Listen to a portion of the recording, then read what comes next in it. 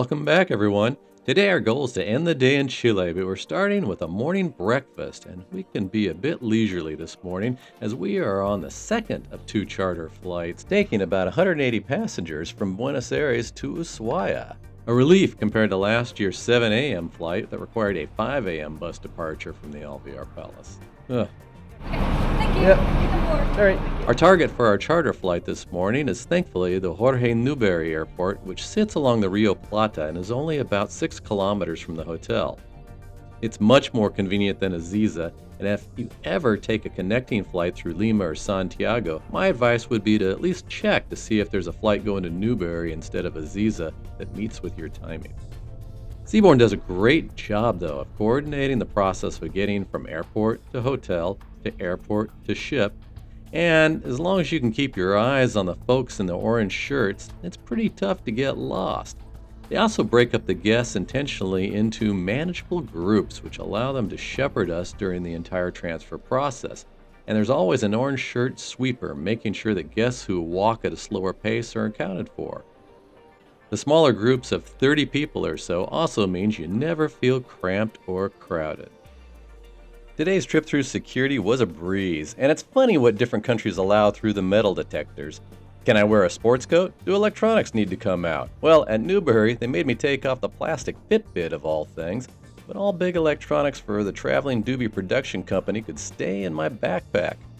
Cool. Now, last year Donna Doobie was flagged for vitamins and supplements, and it took some translation to get the security supervisor to understand what turmeric was, and I didn't know what the Spanish equivalent was. So this year, all that was kept in checked baggage. Yeah, we watched too much Nat Geo smuggler programming. With just enough time to complete the Wordle and use the restrooms, we headed to our plane. I was mistakenly excited at first that we actually had a plane at a jet bridge. Psych! Nope, take the bus. Maybe the only time on the trip that felt cramped as we all packed in to meet our JetSmart A320. Welcome to Jaguar Air to Ushuaia. Seabourn keeps the charters about 2/3 full, with each cabin having your own row. It's not luxury, but for the 3.5-hour flight south, it works.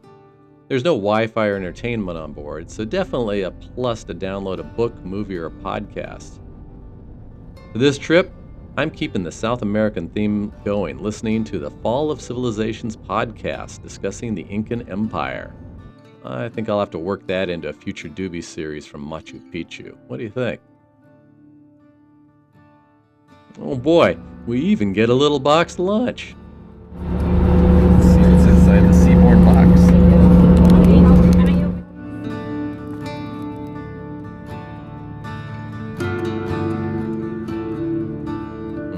Maybe I'll wait until dinner. Doobie tip: eat more at breakfast, or grab an empanada at Newbery. As we drop down below the clouds, we get our first glimpse of Patagonia on this trip as we approach Ushuaia on the large island of Tierra del Fuego.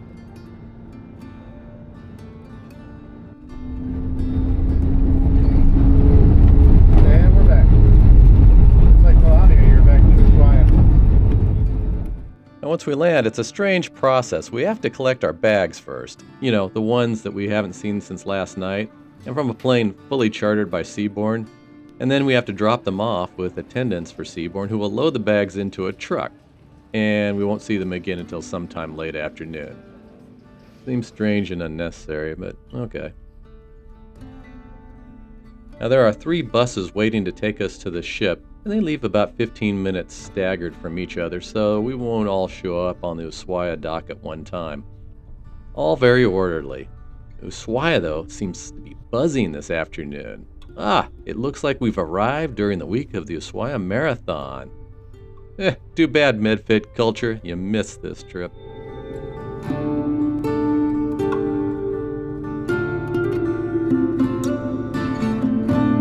Once at the dock, expedition members board the bus, check our passports, and print out boarding passes. We are greeted on board by some familiar faces from the 2025 Antarctic adventure. Cruise director Olivia Stearman and expedition leader Juan Restrepo are right there past security to give us a hug. Okay, this is going to be a great trip. For our Chilean fjord adventure, we are on Deck 5 midship. Let's go check out the room. One of the things we love about the Seabourn Expedition ships is the all-balcony suite design with a standard veranda room measuring in at 355 square feet, and that includes a 75 square foot balcony. With a full-size walk-in closet which accommodates both longer and shorter garments, and a nice in-closet dresser unit with safe and hanging hooks on the side, so there's plenty of room, even on a longer voyage. The dressing table area from Encore and Ovation are placed on the expedition ships with a cabinet for storing your PFDs and a drying closet for any wet gear from your adventures. You will use it. This absolutely should be on every ship in my opinion. The bathroom is the standard large white marble space with both shower and tub.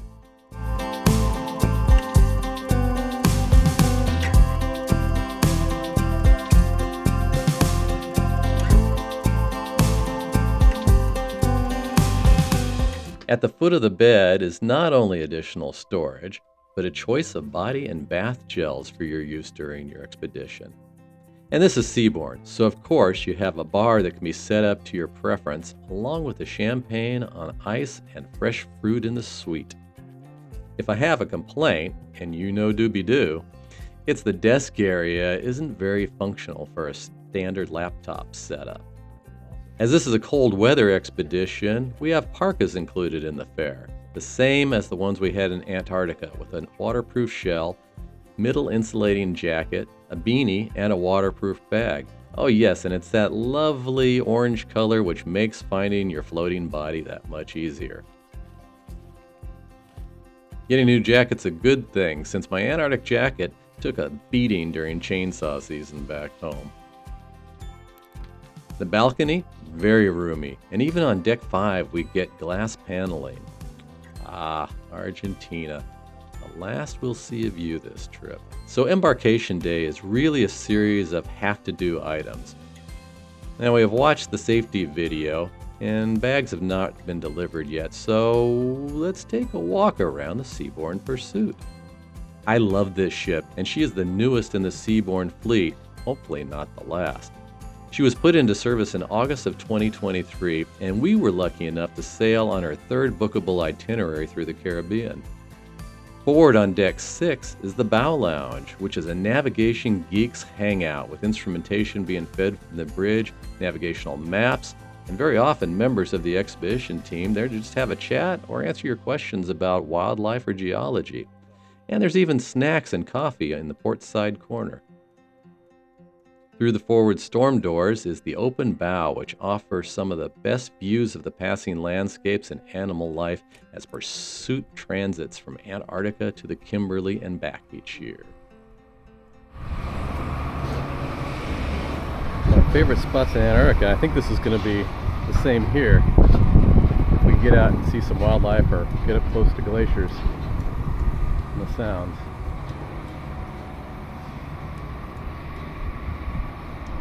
So behind us we have the World Voyager and the World Explorer, both from Atlas Cruises.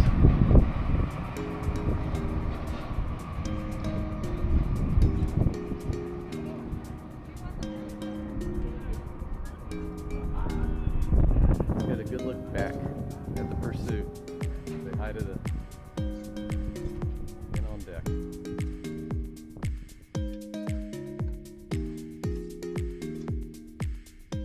Moving to the aft of Deck 6 is Seabourn Square, our coffee house at sea, which serves as a puzzle room, library, guest services, and future cruise consulting.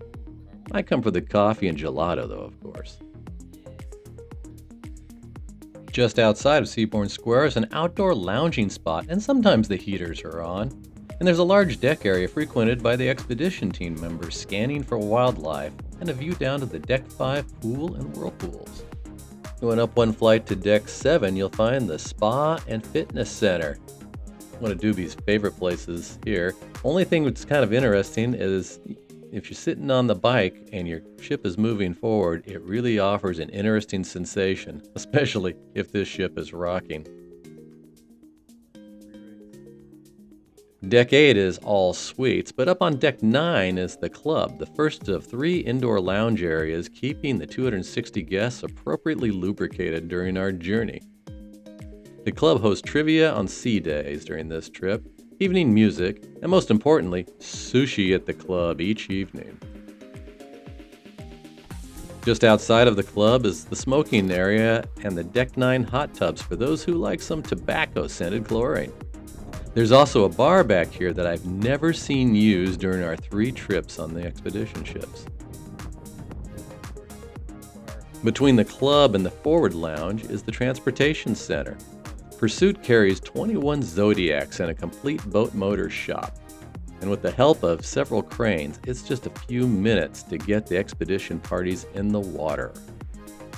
Going all the way forward to Deck 9 is the Constellation Lounge, where there are tapas-style goodies served with evening cocktails and high tea served on certain days. The lounge is surrounded by windows and a large observation deck, so it's just another beautiful setting to experience some of the most unique environments on Earth. Just above, I guess we call it Deck 10, there's one more open observation area for stargazing and scenery. Okay, we have one more stop we'll show you before our evening briefings begin. Taking the lifts down to Deck 4, we find the Discovery Center. This is the gathering point to our muster drill, but also the theater for nightly briefings, lectures, and our evening shows. We'll see you in just a minute. Moving to the center of the ship, the Expedition Lounge serves as the bar for the Discovery Center, as well as the gathering place where we will wait for our turn to go ashore or board the Zodiacs. I think it's a very nice area to enjoy a drink or have a conversation in a setting reminiscent of an adventurer's lodge. Donna Doobie's most visited place on the ship is also conveniently located next door. Pursuit is just a beautiful small ship with a lot of wonderful settings for her size. So back to business. Juan takes us through the safety information. We meet the expedition team, and he's also letting us know, yeah, you got it, our itinerary would be changing. So episode 1, scratch that plan. What we're doing is we're replacing a couple of scenic cruising days with more time in Punta Arenas and Castro, while taking slightly more direct routes on the way. On the last Drake crossing, Pursuit developed an issue with her portside stabilizer, so Seabourn has flown in divers mechanics and needs the ship to be stationary a bit longer on this trip than was planned. But honestly, less time on the boat, more adventures, count me in. Will the new schedule hold? You're a funny guy, Doobie.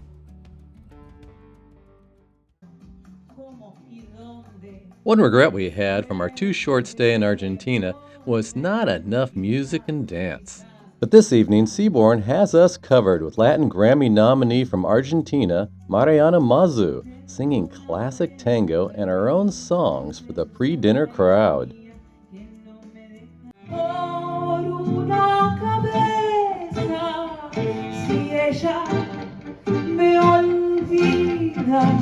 ¿Qué importa perderme 1000 veces la vida? ¿Para qué vivir? Outside of the restaurant in the atrium, the crew had assembled the results of an art contest using recycled materials from around the ship. Fun stuff.